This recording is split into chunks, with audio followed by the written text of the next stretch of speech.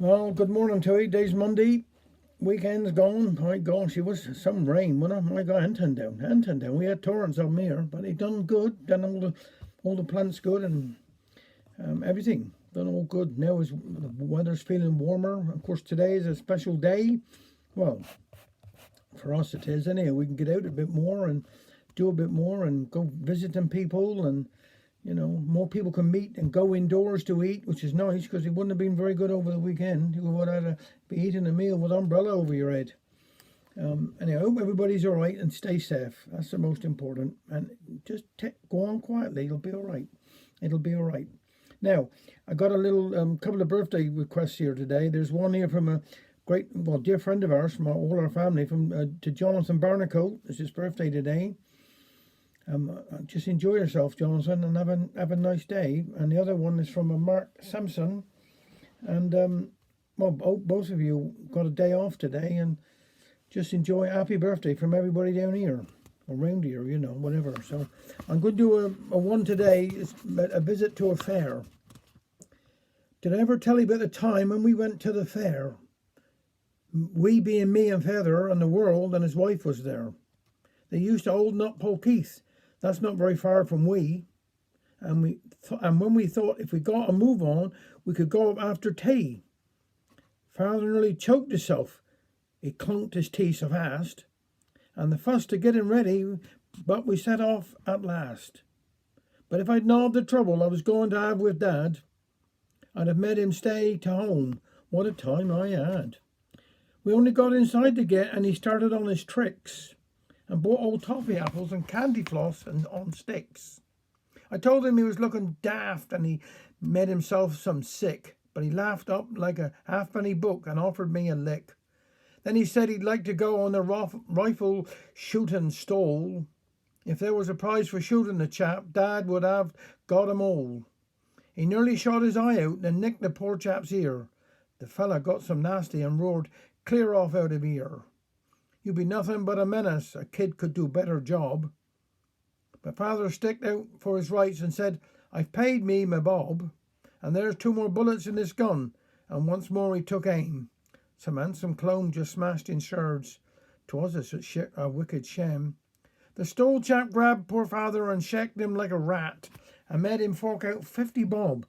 I thought that's Father's scat. But now he found some silver and went on the dodgem cars and dragged me in beside him.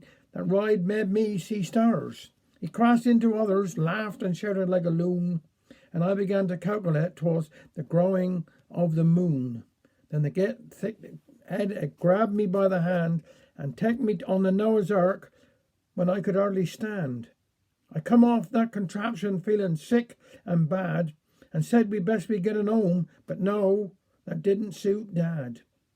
He took me on the big wheel to get a breath of air. 'Twas no good my protesting, I was strapped into the chair. That going up wasn't bad at all, 'twas quite a pleasant ride, but I can't describe my feelings when we came down the other side.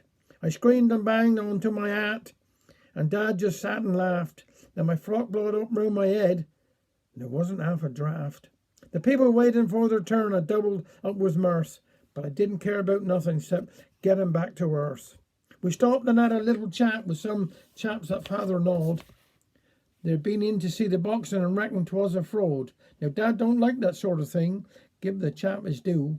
He's straight as you make him and honest through and through. He said I'd used to fight a bit. Think I'll have a go. Don't think that I ever forget it all. I shouted, "Father, no!" I done my best to stop him, but he pushed right through the crowd, right up to the boxer chap, and shouted out some loud, "I've come for to fight 'ee, and I'll do it fair and square. I don't know funny business. Where do us go?" "In there." The boxer chap looked startled, and then I see him wink. He said, "Well, shall I fightin'? Just tell me what you think." Well, the crowd was all delighted and said he challenged "'ee. You can't refuse to fightin'. We be comin' in to see." They let me in for nothing. Well, I got pushed up by the rest, and there was Dad already, stripped down to his shorts and vest. He was framed up like a banty cock, but oh, he looked a sight, with his spiny legs and knobbly knees and long arms thin and white. The boxer chap made 6 of he, but father wasn't deterred. I had to admire his courage, 'cause when the bell he heard, he shot out from the corner just like a streak of light.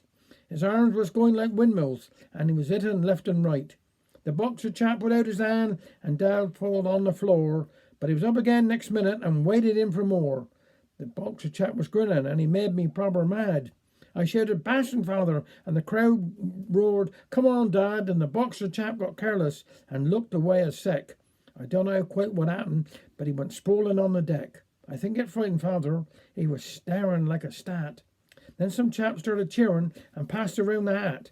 The boxer got up again and shook his great big head, and then he started arguing. That was a foul, he said. But the crowd was all for father. They seemed to have to took to he, and they threatened to turn nasty if he didn't get his fee. So father got his £10 and 2 more from the hat, and before he could get his second win, I yelped, "I'm home out of that." I suppose we didn't do too bad, but I haven't recovered yet. But when the fair comes round again, we'll be there, I bet. But I know what Dad's like. I'll give him a talking to, and lay down the law before we go. No shooting or fighting you. Take care. Have a nice day.